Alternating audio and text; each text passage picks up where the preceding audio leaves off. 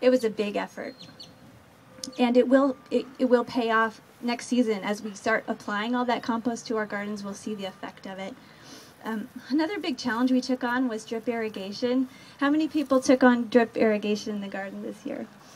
It was an effort to save water and grow our plants in the best way possible. And I had help with the applying that technology to this scale, which was tricky, from Rod Mazel over at American Plant. I don't think Rod is here, but if you need any help with irrigation, American Plant is where to go. They really helped me try to troubleshoot the system because we've had some issues with it, and we finally figured out a good way to apply the technology here. And next season, it's going to be great. So just a couple other people to thank. I had Kev. At the beginning of the season, I didn't have anybody else on staff with me to help in the garden, so I recruited some volunteers. And there's 3 people that helped me to tend the demonstration garden. They're here tonight. Bill Feller, wave your hand. Is Tanya here? Tanya? Hi, is BC here? Yeah, these people really kept me sane. They kept me from having nervous breakdowns because they came out and watered, they squished the bugs, they applied the BT, and they helped me plant before I had Casey here to help me. And they've been with me through the season, checking in, do you need any help? And I can't tell you what that's meant, so thanks, guys. Speaking of Casey, where'd you go, Casey? On the 7th day, God made Casey Scott. For those of you who've been gardening with us all season, you know that Casey is worth his weight in gold, and I can't express to anybody really what he's done for this program. He can just take anything garden related and do it with finesse and artfully. So now we can all clap for all of the above. Thank you, guys. I'm sorry that it took so long to thank everybody, but it needed to be done because this is truly a community garden. So we're going to do something fun now. We've had a lot of contests in the garden this year, and we thought what better way to end the season than with an end of season contest. So we came up with a contest, and we had 2 categories.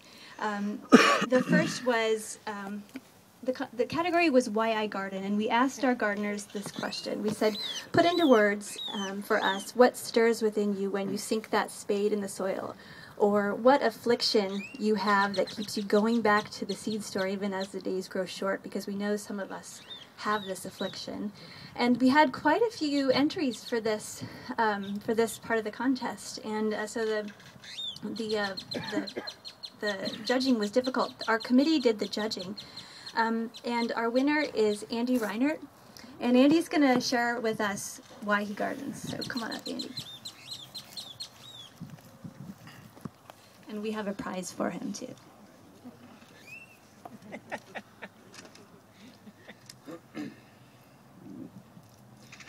Why do I garden?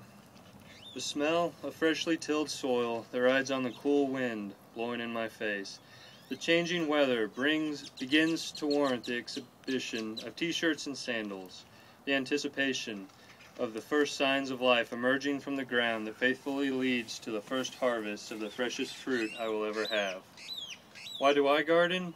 Pulling the cherry red tomatoes from the vine and popping them in my mouth as I walk around the symmetrical patterns of vegetation.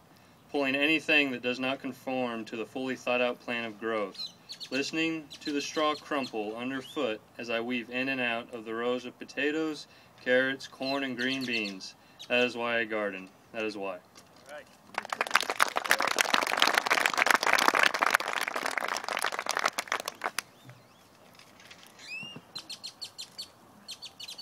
The winner of this contest gets dinner for 2 at Deep Fork or any of those related restaurants. Thank you, Andy. That was beautiful.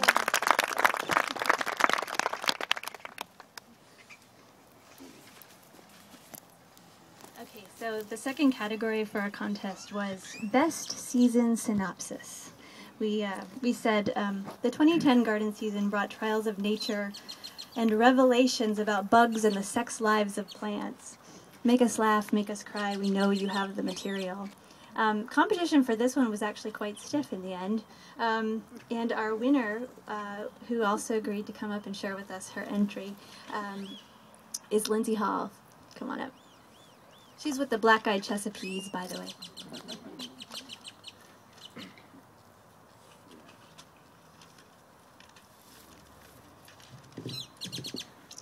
Chesapeake announced a community garden and Chance to Go Green. Employees were thrilled until the weather got mean. At the start of the season, the seedlings were pummeled by hail. There were some survivors, but Mother Nature ensured that we fail. June followed May with 12 inches of rain. Siphoning standing water sure was a pain. The weather finally turned nice and plants started to bloom. With that came hungry bugs, causing gardeners more doom and gloom. Casey introduced a hive of some new buzzing friends who help pollinate plants and bring us and Mother Nature to amends. We turned to the garden whisperer, whose name is Kat. She told us the ways to get our produce flavorful and fat. We put straw and old food into one huge hot pile, and as the compost temperature rose, we all started to smile. The plants sure loved the poo, and as a reward, provided us some food too. As fruit started to ripen, we picked all we could carry: tomatoes, peppers, squash, and even a strawberry. As we pull spent plants and reflect on the season, we realize our hard work was all for a rewarding reason. With cover crops in place, we laid the bed to rest, holding on to high hopes that next year the crops will be the best. Thank you, Lindsay, and here's your dinner for two. You deserve it. That was awesome.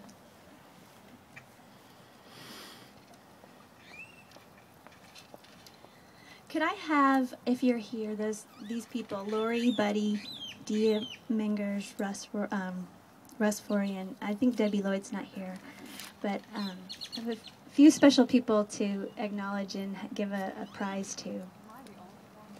Come on up, Dia.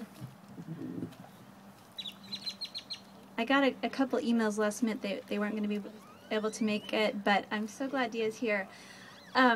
We had, as I mentioned, a compost program, and we had two sets of volunteers that did some phenomenal things for us, and I just wanted to acknowledge your efforts because it was really a big contribution to the garden as a whole and to every team member in the garden. Dia and Lori came out every Wednesday morning before dawn, 5:30. We had to give them special access. I had to call security to make sure that their badges would work at that hour. And they took the kitchen waste that had been delivered the night before, dumped it out, and chopped it so that it wouldn't sit in the bins in the sun until we got to make our pile on Thursday, our hot compost pile. So if these ladies hadn't done that for us, we wouldn't have been able to make compost successfully. It would have been a lot harder. So we thought, what better gift for people who got their hands dirty than to give them a manicure. So we're sending them to the Lock Salon over there on 50th to get a manicure. We love you and thank you so much for being so dedicated. The other two people who aren't here, Russ and Debbie, they actually went around daily sometimes, taking the temperatures of our compost pile to track the temperature to make sure that they didn't, that we were turning them on time, so they get their manicures too. So you may realize that those of you who are here who are gardeners obviously know this, but if you're a guest or the first time to the garden, you might not know that this is a sustainable garden, and everybody who came in as a gardener got to go through a class to learn how to do it that way, garden without pesticides, chemical pesticides or synthetic fertilizers, to use the least toxic approach first, build healthy soil. I can't tell you how touched and impressed I was with this group, that everybody was conscientious about that and really made an effort to do that. And I feel like every team was dedicated to sustainable this year. We had two teams that came through with their record keeping to prove it.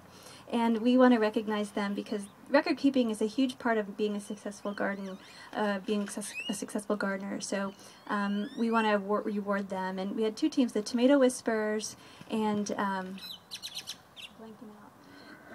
Jill Fisher, who is from the Tomato Whisperers. Are you here still? Jill, come on up and get your prize. Yay. Everybody clap for Jill. Oh, and our